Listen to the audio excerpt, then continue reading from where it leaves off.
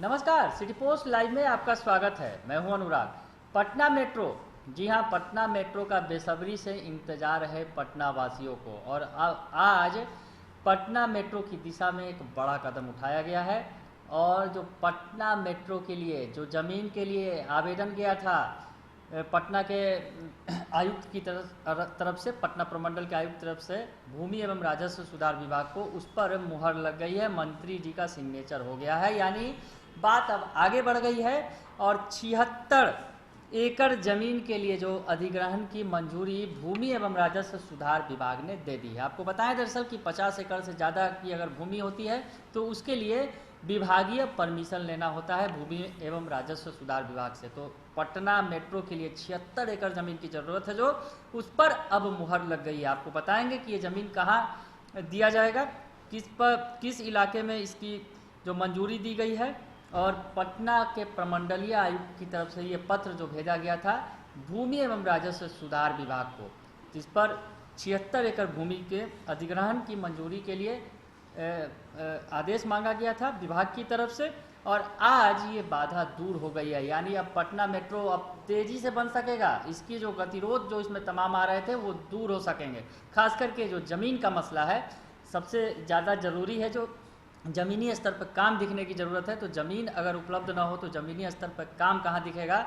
लेकिन अब ज़मीन की बाधा दूर हो गई है। तो आपको बड़ी खबर बता रहे हैं कि पटना मेट्रो से जुड़ी हुई, कि अब पटना मेट्रो के लिए ज़मीन पर हस्ताक्षर हो गए हैं मंत्री के। भूमि एवं राजस्व सुधार विभाग के मंत्री हैं रामसूरत कुमार, उनके हस्ताक्षर कर दिए गए हैं, यानी मसला अब आगे बढ़ गया है। अब ज़मीन अधिग्रहण की प्रक्रिया शुरू की जाएगी। आपको बताएं कि ये जो ज़मीन के लिए जो प्रस्ताव दिया गया था पटना के प्रमंडलीय आयुक्त संजय अग्रवाल की तरफ से, वो ज़मीन पहाड़ी और रानीपुर में स्थित है। पहाड़ी और रानीपुर पटना का जो इलाका है जहाँ पर तेज़ी से डेवलपमेंट हो रहा है, और वहाँ पर मेट्रो का डिपो बनाने की जो योजना है, जहाँ से मेट्रो का संचालन होगा, उन जगहों के लिए ये जो अधिग्रहण किया जाएगा 76 एकड़ भूमि जो है वो अधिग्रहित की जाएगी। पहाड़ी और रानीपुर पटना का जो इलाका है, दोनों सदर अंचल के गाँव है। पटना सदर अंचल में ये गांव पड़ते हैं। पहाड़ी पर 50.59, जबकि रानीपुर में 23.35 एकड़ जमीन है जिसका अधिग्रहण किया जाना है। तो ये ज़मीन सरकारी और रैयती है। मेट्रो रेल के डिपो का इस ज़मीन पर निर्माण होगा। तो डिपो सबसे पहले बनाया जाना ज़रूरी है, और ये प्लानिंग है कि इस रूट को ही सबसे पहले डेवलप किया जाएगा, जो स्टेशन से होकर वहाँ तक जाएगा, बाईपास तक, पहाड़ी तक।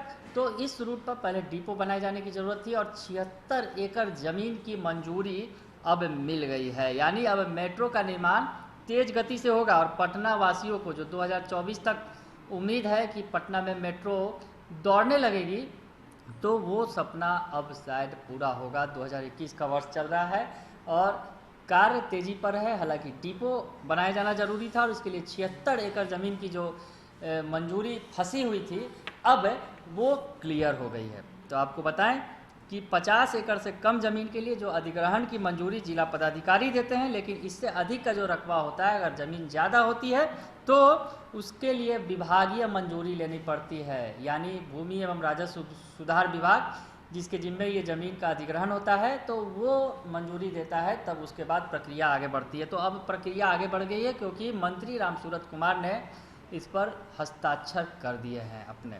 तो अब पटना वाले मेट्रो का सपना और देख सकते हैं बेहतर ढंग से, क्योंकि अब मेट्रो का जो सपना धीरे धीरे काफ़ी करीब आते चला जा रहा है। मेट्रो का काम अब तेज़ी से पकड़ेगा, और ज़मीन अधिग्रहण के बाद जो काम रुके हुए थे, दरअसल डिपो निर्माण का, जहाँ पर वो तमाम चीज़ें रखी जाएंगी और मेट्रो का निर्माण की शुरुआत भी वहीं से होगी, तो वो अब रास्ता की बाधा हट गई है। बने रहिए सिटी पोस्ट लाइव के साथ, तमाम खबरों से आपको अपडेट रखेंगे। फिलहाल के लिए इतना ही, धन्यवाद।